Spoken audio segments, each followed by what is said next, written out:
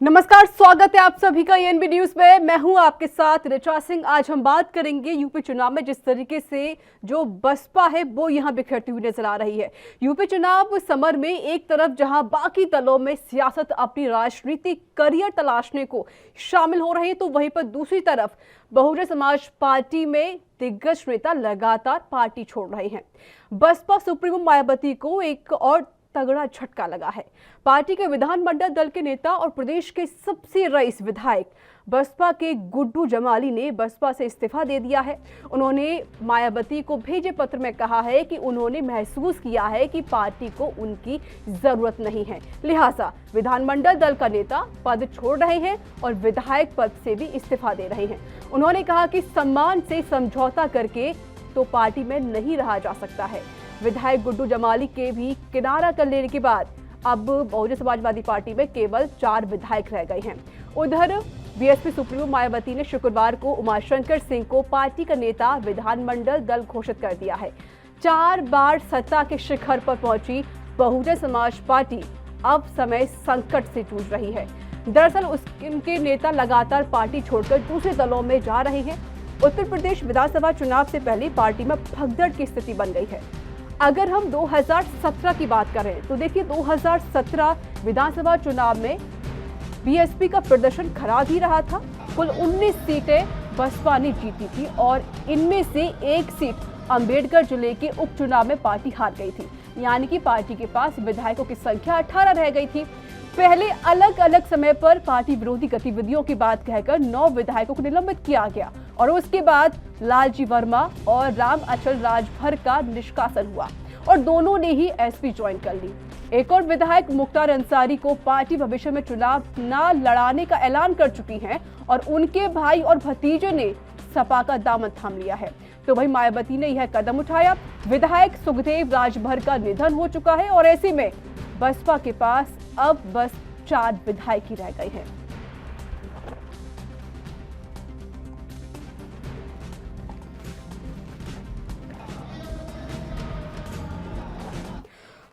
और देखिए, इस पर अधिक बातचीत करने के लिए मेरे साथ 3 मेहमान जुड़ चुके हैं। मेरे साथ जुड़े हुए हैं बीएसपी से नेता हैं राजीव उपाध्याय। राजीव, स्वागत है आपको एएनबी न्यूज पे। और मेरे साथ जुड़ चुके हैं प्रवक्ता हैं बीजेपी से कैप्टन आई सिंह भदौरिया। कैप्टन जी, आपका बहुत बहुत स्वागत है। और मेरे साथ जुड़ चुके हैं पॉलिटिकल एक्सपर्ट हैं रमेश ठाकुर। रमेश जी, आपका बहुत बहुत स्वागत है। पहले मैं आपको रुक करना चाहती हूँ राजीव जी। देखिए, चुनाव नजदीक आ रहा है। 2017 में आपके पास 19 विधायक थे, लेकिन अब 2021 में आपके पास सिर्फ 4 विधायक रह गए हैं। क्या इसकी मुख्य वजह क्या है कि जो विधायक है आपका साथ छोड़ रहे हैं?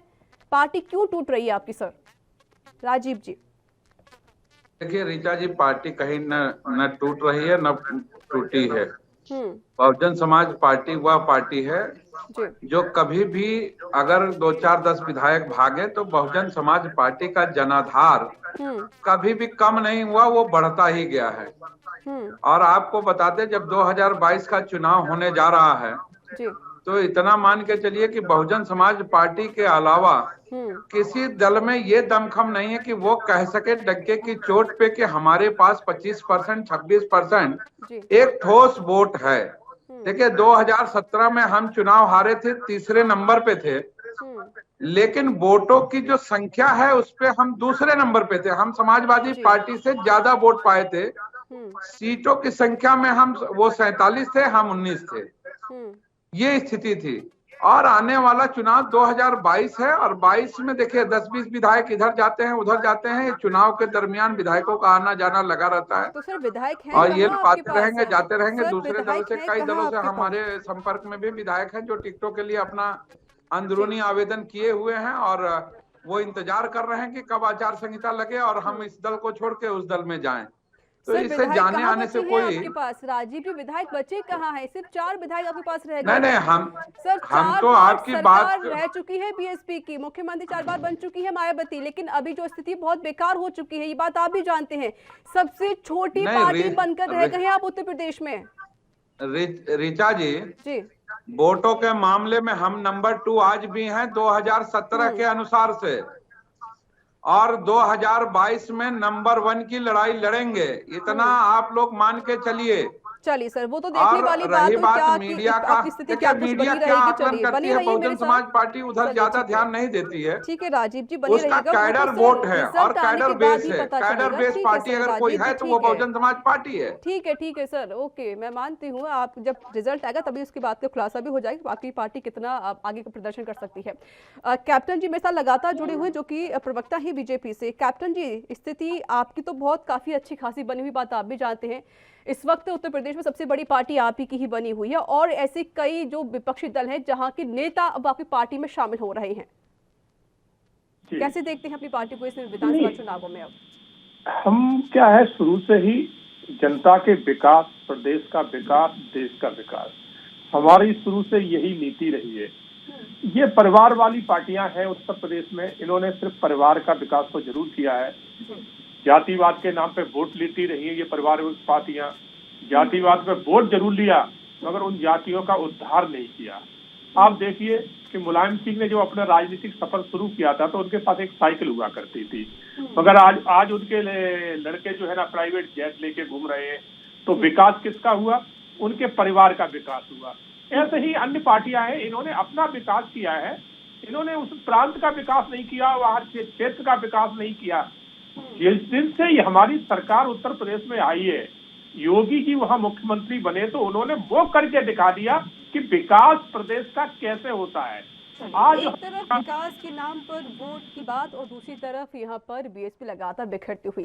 राजीव पर रुक करूंगी मैं आपका, लेकिन मैं इससे पहले जाना चाहती हूँ रमेश जी के पास, जो कि पॉलिटिकल एक्सपर्ट है। रमेश जी, देखिए स्थिति क्या कुछ बनी उत्तर प्रदेश में, वो बात आप भी जानते हैं। विधानसभा के चुनाव नजदीक है, एक तरफ देखा जा रहा था कि बीएसपी 4 बार राज कर चुकी है उत्तर प्रदेश में, मुख्यमंत्री बन चुकी मायावती 4 बार, लेकिन स्थिति आज बहुत ज्यादा बेकार हो चुकी है। 2017 में उनके पास 19 सीटें थी और आज उनके पास सिर्फ 4 विधायक रह गए। बहुत बड़ी बात, बहुत बड़ा नुकसान लग हुआ है यहाँ पर मायावती को। लेकिन एक तरफ तो बीजेपी उठती हुई, दूसरी तरफ जो बीएसपी है वो गिरती हुई नजर आ रही है। किस तरीके से आप देखते हैं चुनाव को लेकर रमेश जी? देखिए, जहां तक अभी विकास की जो बात की जा रही है, मुझे लग रहा है कि कोई ऐसी पॉलिटिकल पार्टी नहीं है जो विकास के नाम पे चुनाव लड़ती हो, जो मौजूदा समय की स्थिति है। आज जिन मुद्दों के इर्द गिर्द राजनीति घूम रही है, मुझे लग रहा है बताने की जरूरत नहीं है। जिन्नावादी, चिन्नावादी, दुनिया भर के खालिस्तानी, ये सारी चीजें आज की जमाने में आ चुकी हैं, जिनका कोई मोल नहीं, जिसका कोई तोल नहीं है आज की राजनीति में। विकास की बात होनी चाहिए, एक खुशहाली की बात होनी चाहिए। मुझे लग रहा वहां पे कोई पार्टी वहां छूती नहीं है। एक मुद्दा अगर कोई आ जाता है, वो चैनल के डिबेट में उसी पे पूरी दिन की 24 घंटे की राजनीति घूमती रहती है। अब आप आ जाइए कोरोना से लेके अब तक, या कोरोना के दरमियान क्या चीजें हुई हैं, वो जो तस्वीरें जो सामने थी, वो शायद कोई विचलित सभी हो सकते हैं और उसको कोई नकार नहीं सकता। वो चीजें जैसे खत्म हुई, कोरोना का जैसे मध्यम थोड़ा सा कम हुआ, उसके बाद में फिर राजनीति जिस धर्रे पे आ जाती है। मुझे लग रहा है 2 मुद्दे होने चाहिए इस समय, महंगाई और रोजगार। ये इन मसलों पे कोई भी टच नहीं करना चाह रहा है। बीएसपी ने 4 बार हुकूमत की, उनका क्या हुआ? उसके बाद में मुलायम सिंह आए, अखिलेश यादव जी आ गए, अब योगी सरकार का है। तो तुलनात्मक आप तीनों पार्टियों का अगर कार्यकाल देखो तो आपको डिफरेंट दिखाई देगा, उसमें कोई तोल मोल नहीं है। मौजूदा समय की राजनीति है, योगी आदित्यनाथ की जो हुकूमत चल रही है, उसमें एक बात आपको मानना पड़ेगा, जो लॉ एंड ऑर्डर की स्थिति को जिस तरीके से उन्होंने संभाला है, काबू करा है, मुझे लग रहा है उसके इर्द गिर्द भी समाजवादी और बसपा की हुकूमत नहीं आ सकती है। अब सिर्फ लॉ एंड ऑर्डर को लेके अगर आप कह दो कि सब कुछ हो गया, तो वो भी थोड़ा सा बेईमानी सा लगता है। उस पर कंट्रोल करा, लेकिन उसके बाद में चाहे गोरखपुर की घटना हो जाती है, हाथरस की घटना हो जाती है, मुझे लग रहा है अच्छे काम के लिए अगर एक बुरा काम हो जाता है तो 1000 अच्छे काम वो पानी फेर देता। वो योगी आदित्यनाथ की सरकार में हो रहा है। दूसरी बात जब आ जाती है कि आपने बेरोजगारी के मुद्दे पे क्या करा, मुझे लग रहा उस मुद्दे पे मौजूदा सरकार पूरी तरीके से विफल है। मैं पीलीभीत से आता हूं, पीलीभीत मेरा जिला है, आसपास के लोग हैं, जो मेरा गांव है। अगर मैं अपने से ही उदाहरण में दूं तो मेरे गांव में पिछले ये 4 साल 5 सालों में किसी को नौकरी नहीं मिली। अब आप ये मत कहिएगा कि मेरे गांव में कोई काबिलियत नहीं है, कोई पढ़ा लिखा नहीं है, नहीं, सारे पढ़े लिखे हैं। अब 4.5 लाख नौकरियों का देने का वादा किया जाता, मुझे लग रहा धरातल पे जब चीजें आ जाएंगी आंकड़ों की बाजीगरी में मैं नहीं आऊंगा। आंकड़ों से ना आपका पेट भरेगा ना हमारा पेट भरेगा। सिर्फ आप धरातल पे उन चीजों पे बात करो जो चीजें नहीं हो पाई हैं। मौजूदा सरकार ने बहुत कोशिश करी, महंगाई को रोकने की भी कोशिश करी, रोजगार को मुद्दा बनाने की कोशिश, लेकिन उसका ज्यादा असर दिखाई नहीं दिया। लेकिन अब जो चुनाव आ गए, मुझे लग रहा है चुनाव के जो 50 या 45 दिन होते हैं। ठीक है रमेश जी, कैप्टन जी कुछ कहना चाहते हैं? जिस तरीके से आपने जो कहा है कि धरातल पर बात नहीं होती है, बाकी के और भी जो मुद्दे हैं वो आपने उठाए हैं, कैप्टन जी दीजिए जवाब।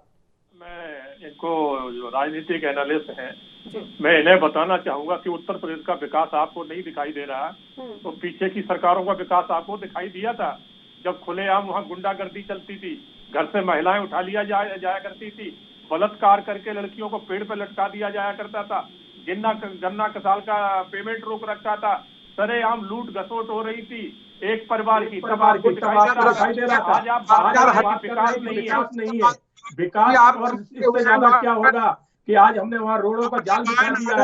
आप देखिए हमने कितना पूर्वांचल है, हाईवे कितना बेहतरीन बनाया है, जिसमें हमने फ्लाइटिंग कराई है, और भी हमने पूरे प्रदेश में आज बिछा जाल। और आज जो हमने आपने केवल धर्मवाद को लेकर के मुख्तार अंसारी और आजम खान को बंद कराइए, मैं बीच में नहीं बोलता हूँ, बंद कराइए, लेकिन इसको बंद कराइए बीच में। ऐसे तो टेढ़ होती है। राजीव की बात तो सुन लीजिए पूरी, क्या कहना चाह रहे हैं, उसके बाद आप भी बोल लेना, समय में आपको भी देती हूँ। प्रयाग में घटना हुई, ये कहीं लॉ एंड ऑर्डर का विषय नहीं है क्या? दूसरा चीज, आप एक एक्सप्रेसवे बनाते हैं लेकिन हजारों जो छोटी छोटी रोडें हैं उनमें चाहूंगा कि राजीव जी उनकी बात तो सुन लीजिए। राजीव जी इत्मीनान से, राजीव जी आराम से, तक पूरा नहीं कर पाए। अगर ऐसे बहस कुछ काम तो होने वाला नहीं है ना। तो राजीव जी बोलने से कुछ नहीं होता है, ये तो हम लोग मांग करते हैं चैनल पे। सरकार 70 लाख का रोजगार लेके आती है और 4.5 लाख यानी 10% भी पूरा नहीं कर पाती है। राजीव जी बात तो सुन लीजिए। राजीव जी मेरे सवाल आपसे भी होंगे ना, मैं आपको वक्त देती हूँ। राजीव जी ऐसे नहीं किया जाता, ठीक है? अभी कैप्टन जी कुछ कहना चाहते, उनकी बात तो सुन लीजिए पूरी। अगर उनसे सवाल पूछा तो जवाब तो ले लेते हैं, उसके बाद आप बोल लेना। अब मैं बताना चाहूंगा, जैसे राजीव जी बोल रहे हैं, मायावती जी जब राजनीति में आई थी तो बहुत गरीब परिवार से थी, उनके पास पहनने को ठीक से कपड़े नहीं थे, और राजनीति करी उन्होंने जातिवाद की। अरे इसको क्रिकेट का है ना, जय गुजरे जो पीछे लाइन में खड़े रहते हैं, पुत्र जी को बल्ला नहीं पकड़ने आता है। आज भारत का क्रिकेट उनके हाथों में दिए पड़े हैं। मायावती रह रही है, आपके यहाँ तो परिवारवाद, कौन ऐसा आपका नेता है गरीब रह गया और मायावती उनका भाई अरबपति बन गया। परिवारवाद का वंशवाद का आप सीधा जागता उदाहरण है। जिनके बच्चे नहीं है, जो किसी का नहीं है, उनको राजीव जी मैं आपसे ही पूछ लेती हूँ सर, प्लीज सर बात सुन लीजिए। राजीव जी मैं आपसे सवाल पूछ लेती हूँ सर। देखिए जिस तरीके से सर, ठीक है सर, सवाल सुनेंगे मेरा। राजीव जी रिक्वेस्ट कर रही हूँ मैं आपसे, सवाल सुन लीजिए। आपने इल्जाम लगाया बीजेपी के ऊपर कि बीजेपी ने कोई विकास कार्य नहीं किया है या बीजेपी ऐसे काम कर रही है। अगर सर आपने कुछ काम किया होता तो क्यों आपके विधायक आपको छोड़कर जा रहे हैं? वजह क्या है विधायक छोड़ने की? सिर्फ 4 विधायक आपके पास रह गए सर, कैसे सरकार बनाएंगे आगे 2022 में? इतिहास देखिए, इतिहास दोहराता है, इतिहास बनता है, भूगोल बनता है। ये भारतीय जनता पार्टी अगर कार्य करी होती तो 3 राज्य भारतीय जनता पार्टी लगातार हार गई। आज सुनिएगा, कैप्टन जी प्लीज शांत हो जाए। कैप्टन जी मैंने सवाल उनसे पूछा ना, आपको भी मैं समय दिया था। अगर आप लोग लड़ेंगे तो कैसे होगा फिर? सर कैप्टन जी प्लीज, ठीक है मैं आपको रुक करूंगी ना सर, मैं आपको रुक करूंगी ना सर। लड़ने से कुछ नहीं होगा, अगर आप लोग लड़ेंगे आपको तो क्या जी की पार्टी का होने सर, आराम से बात कर लीजिए। कैप्टन जी प्लीज सर, क्यों और महंगाई दुगनी से 2.5 गुना। नहीं आप बहस कराने का तरीका पहले सीखिए। जब मैं भी आपने कैप्टन जी मैं आपसे सवाल पूछूंगी ना सर, अब उनको बोलने दीजिए। मैंने उनको भी टोका था, मैं आपको भी टोक रही हूँ, मैं दोनों को ही टोकती हूँ सर। सर मैं दोनों को ही टोक रही हूँ ना, ठीक है मैं आपको रुक करूंगी, पहले उनकी बात तो सुन लेते हैं। मैंने तुझे सवाल पूछा है, पहले हमारी बात होगी, इनको सुनना पड़ेगा। ठीक है आप ही बोलिए सर, ठीक है बोलिए, रखिए पूरी बात। मायावती का काम रह गया है, जहाँ भी टिकट देना है पैसा वसूली करना, विधायकों को टिकट बेचा जाता है, फिर वो विधायक तो छोड़ के जाएंगे ही, क्योंकि इन्हें पैसा की राजनीति है, दलित की राजनीति। दलित का सिर्फ दलित के नाम से वोट लेते हैं, गुमराह करके सत्ता में आते हैं और फिर ये प्रदेश को लूटते हैं। इन्होंने हजारों करोड़ जो है ना पार्कों में पैसा लगा दिया। यही पैसा अगर उत्तर प्रदेश के विकास में लगाया जाता, ठीक है कैप्टन जी, आपने इल्जाम जो लगा दिए हैं, ठीक है सर, ओके, मैं इसका जवाब देती हूं। आपने जो, ठीक है राजीव जी रुक जाइए, आपने जो इल्जाम लगा दिया है कि ये सिर्फ पैसों की राजनीति है या फिर ये लोग दलित को लेकर वोट लेते हैं, राजीव जी क्या कहेंगे? कहां से पनप गए जो बहुत सारी मात्रा में पैसा देने लगे और आपके पूरे 600 जिले में कार्यालय बन रहे हैं, पार्लर बन रहे हैं और पैसा आ रहा है। ये कौन सी सोर्सेस है?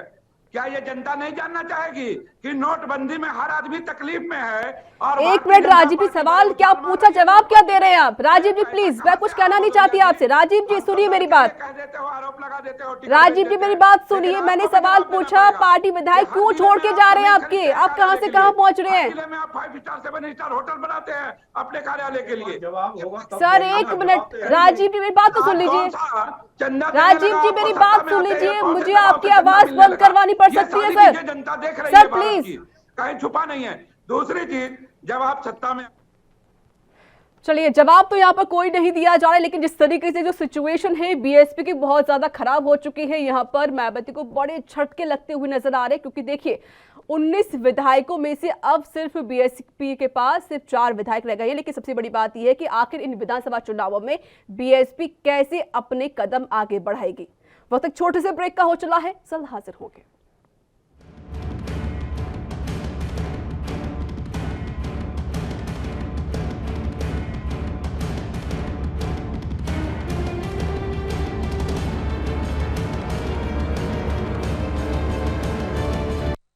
ब्रेक के बाद एक बार फिर से आप सभी का स्वागत है। देखिए जिस तरीके से 4 बार मुख्यमंत्री रह चुकी है मायावती, लेकिन अब उनकी जो पार्टी है पूरी तरीके से बिखरती हुई नजर आ रही है। पूरा कुनबा अब उनका खत्म होता हुआ नजर आ रहा है।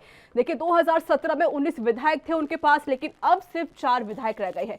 और मेरे साथ मेरे तीनों मेहमान मौजूद हैं, लगातार पॉलिटिकल एक्सपर्ट जुड़े हुए हैं। रमेश ठाकुर और प्रवक्ता है बीजेपी से कैप्टन आई सिंह, और बसपा नेता है मेरे साथ राजीव उपाध्याय।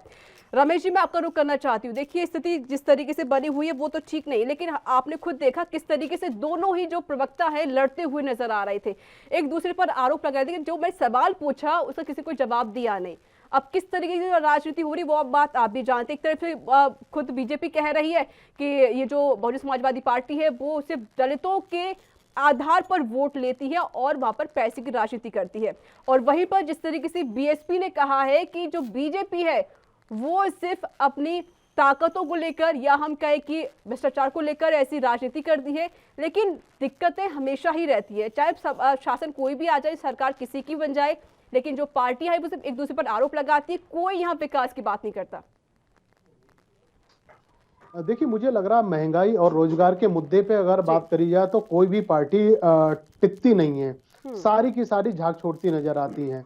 अब आप पिछले 4.5 साल की अगर बात करो, एक आम आदमी को क्या चाहिए होता है, पंक्ति में लास्ट में खड़े व्यक्ति को क्या चाहिए, उसको रोजगार चाहिए, महंगाई मध्यम हो, महंगाई पे नियंत्रण हो, 2 चीजें चाहिए उनको। मंदिर मस्जिद गुरुद्वारे इससे कोई मतलब नहीं, आस्था सबके अंदर होती है, सब एक भारतीय हैं, सब एक दूसरे से जुड़े होते हैं। जब 2 मसले आ जाते हैं, मुझे लग रहा इस पे कोई पार्टी बात नहीं करना चाहती है।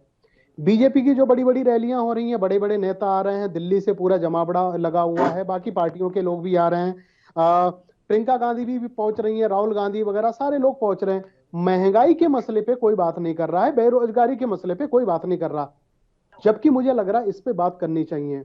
2017 में जब हुकूमत बदलती है उत्तर प्रदेश में, तो पेट्रोल के डीजल में अब तक लेके 78% वृद्धि हो गई है, गैस में जो ईंधन वाली है उसमें 200% वृद्धि हो चुकी है, सिलेंडर में 400 वृद्धि, और सारी चीजों में मुझे लग रहा है इस चीज को जोड़ना और इसको कम करना। दूसरी पॉलिटिकल जो पार्टियां हैं, बसपा सपा कांग्रेस हैं, मुझे लग रहा है इन 2 मुद्दों को लेकर अगर भाजपा को घेरती तो मुझे लग रहा है जनता उनके साथ में सबकी चोती है। बीजेपी जिस धर्रे पे चलती है, आपको पता है बीजेपी कभी भी जमीनी मुद्दे नहीं उठाती हैं, चाहे निकाय चुनाव लड़े चाहे पंचायत के चुनाव लड़े, उनको राष्ट्रवाद से मुद्दे से मतलब होता है। लेकिन ये मुझे लग रहा परिपाटी योगी साहब ने बदली। 2017 के बाद में उन्होंने जमीनी मुद्दे के उठाने की कोशिश करी और उनका फायदा भी हुआ, ऐसा नहीं है, निकाय चुनाव में उनको फायदा हुआ। उसके बाद में सारी चीजें, इसको ये जो मुद्दा हुआ करता था बसपा के पास, सपा के पास, उससे मुझे लग रहा इस मौजूदा राजनीति ने, मौजूदा पार्टी ने उनको छीनने की कोशिश करी। चलिए, लेकिन इस मुद्दे को लेकर ठीक है राजीव जी, देखिए स्थिति आप भी जानते हैं और जिस तरीके से आपकी जो कुनबा है वो लगातार घटता हुआ नजर आया। मायावती बहुत ज्यादा परेशान भी हो चुके हैं क्योंकि उनके पास अब कोई विधायक रहा ही नहीं, सिर्फ 4 विधायक बाकी रह गए हैं। सबसे बड़ी बात है कि एक तो आप दिखते नहीं है मैदान में, दूसरा कि मायावती आती है प्रेस कॉन्फ्रेंस करके चली जाती है, और तीसरा ये है कि अगर आप मैदान में नहीं आएंगे तो कैसे आप सरकार से लड़ सकते हैं और कैसे अपनी पार्टी को मजबूत बना सकते हैं। अगर आप कमरों से ही लड़ेंगे तो सर कैसे आपके विधायक आपके पास टिके रह जाएंगे। राजीव जी, सर आपको मेरी आवाज मिल रही है? चलिए हम उनसे फिर से जुड़ने की कोशिश करते हैं। कैप्टन जी मेरे साथ लगातार जुड़े हुए हैं जो कि बीजेपी प्रवक्ता है।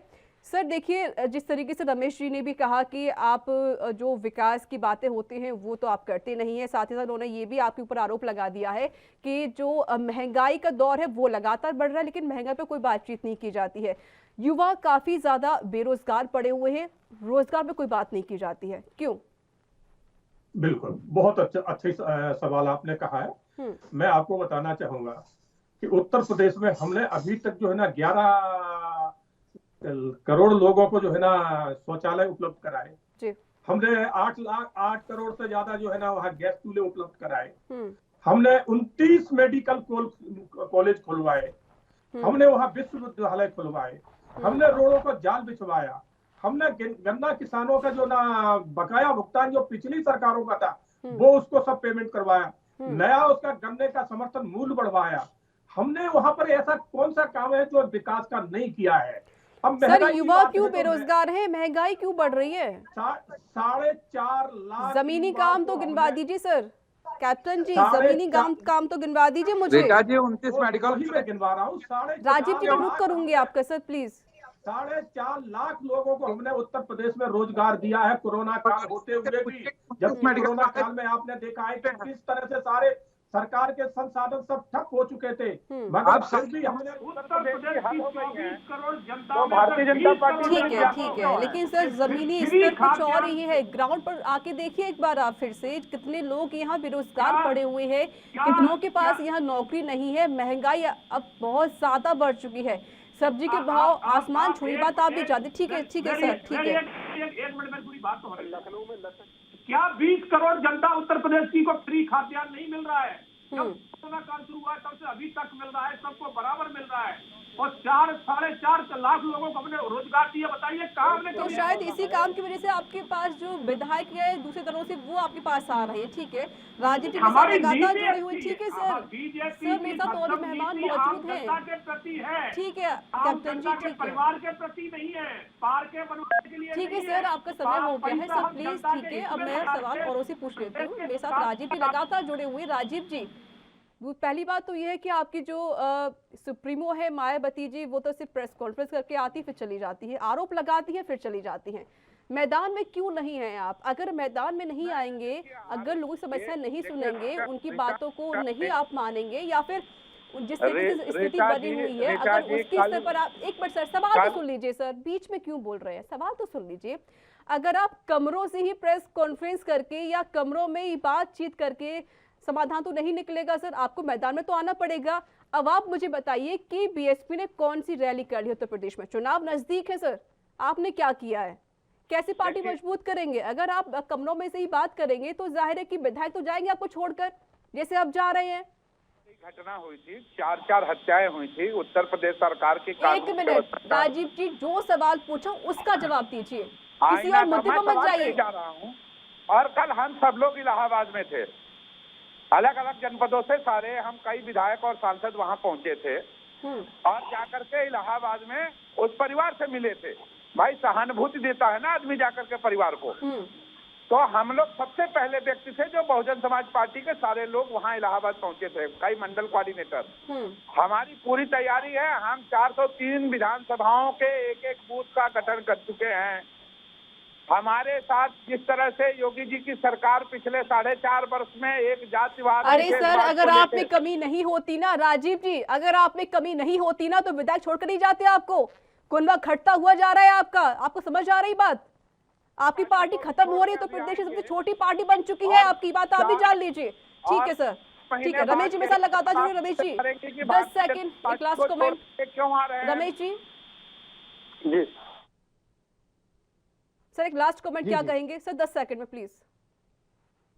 देखिए, मुझे लग रहा है जिस तरीके से राजनीति इस समय चल रही है, भारतीय जनता पार्टी का जिस तरीके से इस समय एक तैयारी चल रही है और बूथ लेवल पे उनके कार्यकर्ता, उनके लोग चले, उनके मुकाबले अगर आप देखो बसपा कहीं टिकती नहीं है। बिल्कुल आपने सही कहा, ये ट्विटर की राजनीति और ये आपको जो प्रेस कॉन्फ्रेंस कर देना, और मुझे लग रहा है इससे बाहर निकल के आपको निकलना पड़ेगा अगर आपको भारतीय जनता पार्टी से मुकाबला करना है। पार्टी को मजबूत कर सकते हैं। कैप्टन जी एक लास्ट कमेंट। बिल्कुल, हम जो है ना जनता के हितों को लेके, प्रदेश के हितों को लेके, इसको विकास को लेके हम चुनाव में पहले भी गए थे, आगे भी जाएंगे। ठीक है, और जनता तो हमारे आप काम जिस तरीके देख के से पहले भी जाए थे आज भी जाएंगे। राजीव जी एक लास्ट कमेंट 10 सेकंड का कि आपकी तरफ से क्या कुछ किया जाएगा? देखिए बहन जी, अगले महीने से निकल रही हैं, 75 जिले में दौरा करेंगी और सरकार की विफलताओं को एक एक जनपद तक, अभी सतीश चंद्र मिश्रा जी ने 75 जनपदों में घूम करके जिस तरह से ब्राह्मणों के ऊपर अत्याचार हुआ था वो बताया उन्होंने, और इस सरकार की एक मानसिकता जो बनी हुई है उसको उजागर किया। चलिए, फिर भी मायावती अगले महीने से दिसंबर से निकल रही है। वो कही है अगले महीने से, आपने जो बताया है कि वो अभी अगले महीने से रैली करेंगी और दौरे करेंगी। चलिए, बहुत बहुत शुक्रिया राजीव जी आपका, और कैप्टन आई सिंह आपका बहुत बहुत शुक्रिया, साथ ही साथ रमेश ठाकुर जी आपका बहुत बहुत शुक्रिया। तो देखिए, स्थिति बहुत ज्यादा अब बीएसपी की खराब हो गई है। जिस तरीके से जो विधायक उनका साथ छोड़ते हुए नजर आ रहे हैं, चुनाव नजदीक है लेकिन चुनावों से पहले ही यहाँ पर बीएसपी शायद अपना दम तोड़ती हुई साफ तौर पर नजर आ रही है। इसी के साथ इस रिपोर्ट में इतना ही। देश दुनिया की तमाम खबरों के लिए देखते रहिए एएनबी न्यूज़। नमस्कार।